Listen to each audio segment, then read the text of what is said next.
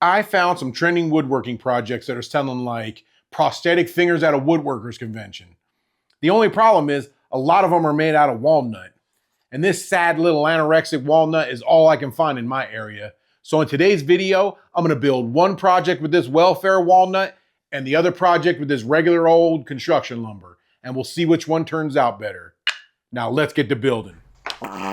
So if you look on Etsy, a lot of watch boxes and jewelry holders in general are popular and are best sellers right now. Especially these little ring boxes or engagement boxes as some people call them. Most of them look like they just took solid pieces of walnut and routed out the inside and made space for a ring. My problem is I can't find solid walnut like this in my area. This is the only walnut they sell at the big box store by my house, and I don't have any lumber yards by me. They call this hobby wood. And the thickest you can get it is 1/4 inch. And look how bowed these bigger boards are. So just to give you an idea of the price difference, this one piece of walnut at my local big box store, which is 1/4 inch thick by 2.5 inches wide by 2 foot long, is $11. It was $10.93. And a full 8-foot piece of this 1x4, which is 3/4 inch thick by 3.5 inches wide, is like $5.60 something. So you can get 8 foot of this for half the price of this 2-foot piece of walnut. All the 1x material I have is more twisted than my sense of humor. So to get the twist out, I made this little mini sled and I'm gonna run the board through my planer a couple times. Then once I got one side perfectly flat, I kept running it back through with that flat side down until I got it to the thickness I wanted and got it completely flat. It actually didn't take that long to get it down to 1/4 inch. So I'm making an octagon box and my walnut isn't as wide. It's only 2.5 inches where this is 3.5 inches. It's not as wide as my 1x4. So I have to use another strip, an inch strip off of this other piece that I have to get them to be the same height. So this is gonna be the bottom of the box. This is gonna be the top of the box. So that's just gonna make the project that much more complicated. Normally when you build a box, you would build a square box and then you would cut it in half and the two sides would match exactly. I've got to build 2 separate octagon shapes and then make sure they match together when it's built. I'm just asking for a big badur at this point. Before I cut this piece down to my 1-inch size, I'm gonna cut the groove into it that I need so I have more wood to work with. This is some fake walnut plywood that I got off of Amazon. It's about 1/8 inch thick. I'm going to use it as the bottom panel of my watch box. For the walnut, I'm going to leave 1/8 inch of wood above the groove. But for the pine, because it's a softer material, I'm going to do 3/16. I would normally do 1/4, but the box would have to be a little bit bigger. So I'm just going to do 3/16, and that should be good enough. Now, I know I said I was making an octagon, but that's only because I was left in a hot car for a few hours when I was a baby. I'm really making a hexagon.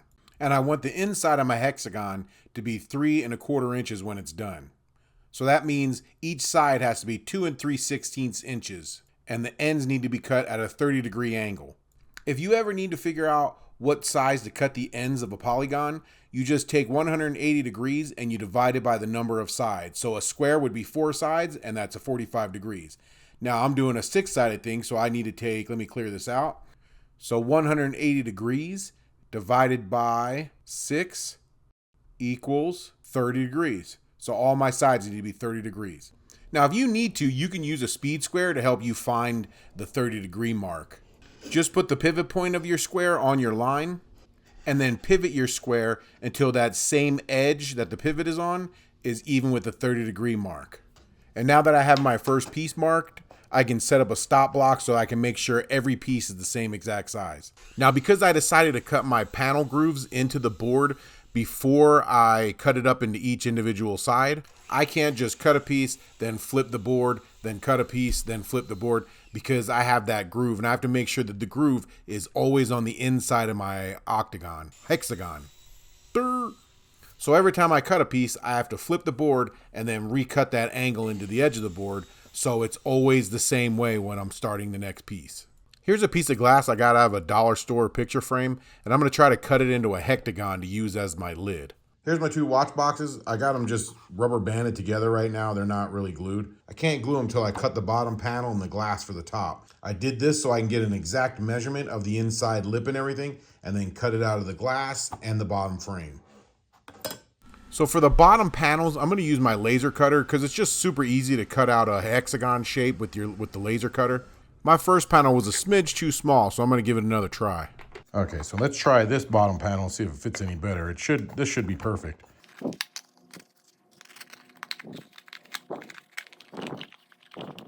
There you go, that fits good. You could actually leave it like that if you wanted. I mean, that looks kind of cool just as like a little container, or even you can make it a little taller and it could be like a pen holder or something. But we're gonna make it watch holder, so let's keep going. Now I'm using some double-sided tape so I can stick this bottom panel to the glass and use it like a template as I trace it. Just that way so it doesn't slide around, and then I'm going to try to cut it out. I'm kind of nervous about that. Just because it's so thin, even right here, I'm kind of nervous it's just going to snap in my hand. If I wasn't so lazy, I would have gotten some kind of gloves to hold it, but I have to get up, and you know how that is. I thought I was real smart. I put a drawer liner underneath this thing so that way it didn't slide around when I was moving it. Learned that from you guys in the comments.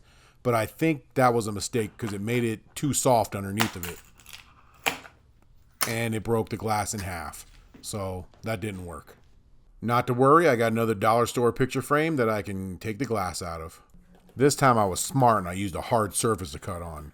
Or was I? If you've never cut glass before, pretty much you're just scoring the glass, making a weak spot, so that way it snaps at that weak spot when you put a little bit of pressure on it. So because I'm super smart, I put this stick under there, created a little uneven pressure. But I did this instead. Damn you, hawking strength. Okay, I got one more piece of glass. This piece of glass is from the thrift store. It's not a dollar store glass. So it was actually cheaper than the dollar store, but it's a little bit thicker. So I think this one might be the one that works. If I can cut this one in half, then this is going to be a good one. All right, perfect cut. Now let's see if I can make this into a hexagon. One thing that I hear a lot in the comments from people is that they like when I leave the mistakes in the video. They like I leave all my mistakes in the video. And I do that for a reason, or for a couple of reasons actually. One is if I took the mistakes out of the video, my videos would be like 2 minutes long. And then secondly, I don't want anybody to think I'm pretending like I'm some kind of a professional woodworker, because I'm not. I'm learning just like everybody else, and I probably have learned more from my channel in the comments than the people watching my videos. And then lastly, and probably most importantly, I want people to know, especially beginners, mistakes are part of woodworking. I've probably learned more from the mistakes that I've made than I have from when things went perfectly right.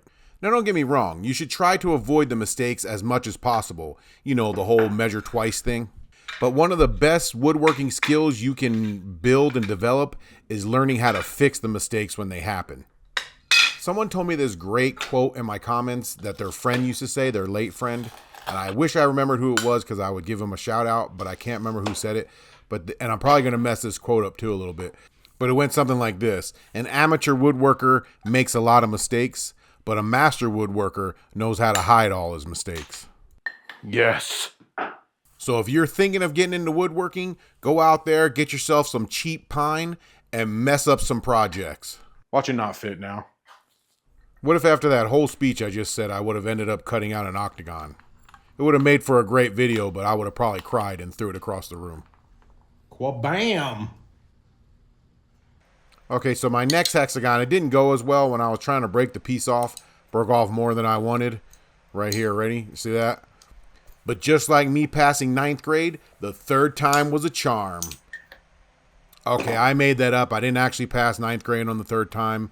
They kicked me out of school for being able to buy beer in 9th grade. But that would have ruined the whole story. After I got all my pieces cut, I used 150 grit sandpaper and sanded the edges. And look, I finally got gloves on. Not because I cut myself and I'm trying to hide it. It's for safety reasons. I'm trying to look safe, or be safe. Okay, so my next dilemma is trying to figure out how to install these little tiny 4mm barrel hinges. Luckily, I'm used to working with small stuff like this. This feels oddly familiar. Oh yeah, because I make a lot of stuff out of clay. I'm going to try to figure it out using these 2 scraps of wood and seeing if I can hinge them together. I have to try to find the center of these boards, and it's the center of a 1/4 inch, so it's about 1/8 of an inch. This Wen edge marker will mark all the way down to a 32nd of an inch. Now these barrel hinges are cool for little projects like this. They're somewhat concealed. There's no screws that I have to worry about putting in. The issue is there's no adjustment. So if I don't get them exactly in the center, you're going to see it. So for this one, I'm going to be wearing my lucky underwear. If I'm walking funny, it's because I haven't washed them in 30 years since my wife said yes. And I'm not telling you what she said yes to. That's how it's going to work. I used a little T-square to keep all my pieces straight while I taped everything up. Then I just flipped the whole thing over so I could glue it. The walnut top was a little bit trickier because these pieces were a lot smaller and they were even smaller than the tape and they moved around a lot. So I was worried about everything not lining up when I put the two pieces together. The walnut top and the walnut bottom. I'm really hoping this goes together good. Then when I was setting up my pine box to be glued, I noticed something wrong. Can you see it? I just noticed this, but look how crooked this one's cut. I don't got no more of this material, so it is what it is now. I have no idea how that piece went crooked, but it happens. And I'm not going to start over now and replane a new board and everything. I'm just going to, it might be a little bit smaller on one side, I guess. I don't know. Here's a pickle. I can't scrape the glue off the inside because I got glass and this on the other side. Wah, wah, wah. Instead of clamps, I just wrapped a bunch of rubber bands around the outside, and that was perfect. Okay, so these should be dry. I'm just taking off the rubber bands and the tape. What is that fish smell? Oh, sorry, Aquaman. Not too bad, being I didn't cut it out of the box. It's actually lining up really well. I'm pretty happy with that. I'm almost afraid to put the hinges on and ruining it. I'm hoping these hinges come out good. Cross your fingers for me, guys. While I was testing the physical limits of the straps on this dust mask, I did some hand sanding.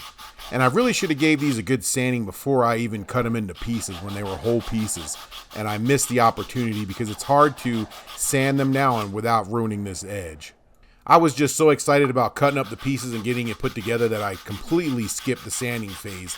And that was a mistake that's going to bite me in the butt later with the other one. For some reason, I was just really excited to do the walnut hinges. I wanted to see this walnut box finish because of how good it lined up. But I really should have started with the pine box as a practice box instead of the good one. Because if I mess up the pine one, it's pine. But if I mess up this one, there goes all this walnut down the drain. Another thing I forgot to mention was these barrel hinges are 4mm. So the holes you drill have to be 4mm. You can't cheat it on these or they won't fit right. So this might sound strange to all my friends over in England and every other country but America, but I had to order metric drill bits online. I couldn't find metric drill bits in any store around me. Oh yeah, and when I was drilling the lid, I realized I left enough space to drill a hole for the drill bit, but not for the brad tip bit. And you can hear me hit the glass right here. You see me jump? Luckily, I didn't break the glass, but I did have to change my underwear. Please, someone call Slow Woodworkers Monthly Magazine because I put the box on and it matched perfectly. Like I was some kind of a master carpenter's assistant. The last thing I have to do is cut a 45 on the hinge side. And I was nervous about cutting too much, so I snuck up on this thing like I do when my wife's changing in the closet. And bam! This thing came out so good, man. It was all lined up. The hinges worked. I was feeling like I was Norm Abrams' slow nephew or something. I'm about to go get Wood Life tattooed across my stomach. Okay, I'm sorry guys. I'm getting a little out of hand over here. You guys are here to learn about woodworking. I'm about to get my serious voice on. Okay guys, for this next box, I was going to cut it down because remember it's a little bit taller than the other box, but I'm not. I'm going to use that extra space and leave it in the lid. So that way when I drill the holes for my hinges, they don't hit the glass again. The cut was a little rough, so I'm going to clean it up a little on the turd polisher. Then I'm going to use my chisel to cut out the squeeze out that I couldn't get to before. I'm going to use this edge marker to find the center of this board like I did on the walnut one, because that one came out great, and I think this edge marker really helped. I'll leave a link to it in the description if you guys want to check it out. I got it on Amazon. Remember when we figured out that one board was crooked? Well, when I'm running this through the saw to do my 45 on the edge, one side's wider than the other, so it's not going through evenly. It's like I got a tapered piece of wood, so I got to pad out one side with some tape to get it to cut evenly. All right, you guys don't have to watch that whole process again. I'll just jump to the ending and show you how this came out. Look at this thing. I'm so impressed with myself. If I wasn't so fat, I would pat myself on the back. Here's a look at that 45 you need to cut in the back. This is what it's for, and it holds the box open too, so that's pretty cool. Then I mask the lid so I don't get any clear coat or stain on it. I stained the pine box with my favorite stain, the dark walnut by Minwax, but I was kind of regretting that I did it. I've told you guys before in other videos, this is my favorite stain, but it's not very forgiving at all. And in this box, it came out really blotchy, and I was kind of upset that I used it. For the walnut box, I used this Danish oil that I got from Home Depot. I really love how the oil brings the walnut to life. The rag I'm using are the rags I always use. They're Walmart shop rags. I get them from the Walmart paint department. But for some reason, with this Danish oil, they're leaving lint all over the box. Now, please don't tell my wife, but I had to go steal one of her good microfiber rags. Why does my face look like I'm in the Woodworker Special Olympics staining competition, and I'm coming in last place? Is this how my face looks when I'm doing stuff, and none of you guys told me? Okay, so I stole my wife's rag for no reason, because look at all this lint. I'm going to have to wait till it dries and sand it. Something bit me on the back of my arm. Can you see that, how swollen it is? Look at that.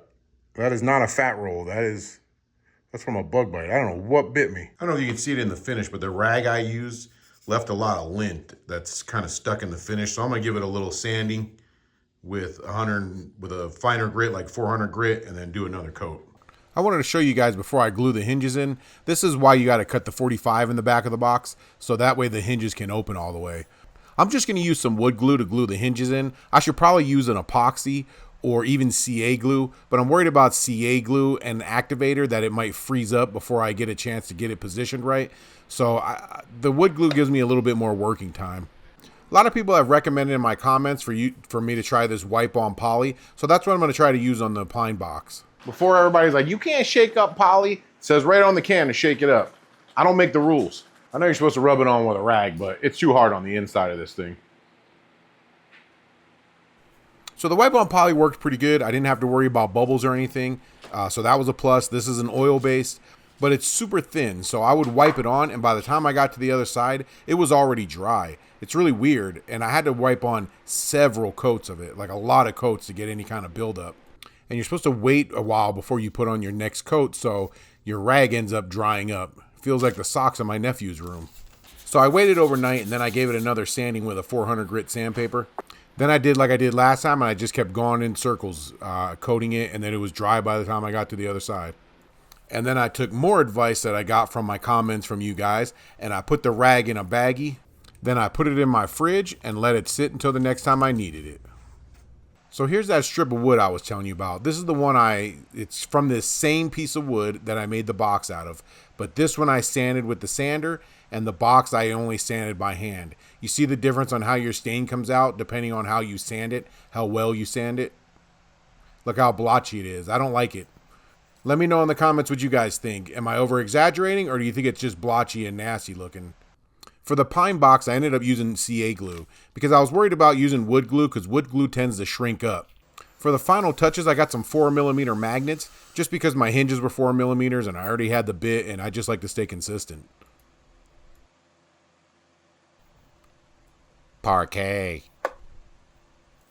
I got this watch and bracelet holder from Amazon. I got a 10-pack of them. So if you want to make some of these, I'll put a link in the description, and you just put your watch on them. Well, there you have it. We got 2 watch cases, one out of pine, one out of walnut. Which one did you guys like better? I got my Dodge Ram watch in the pine box, and I got my transformer in the walnut box.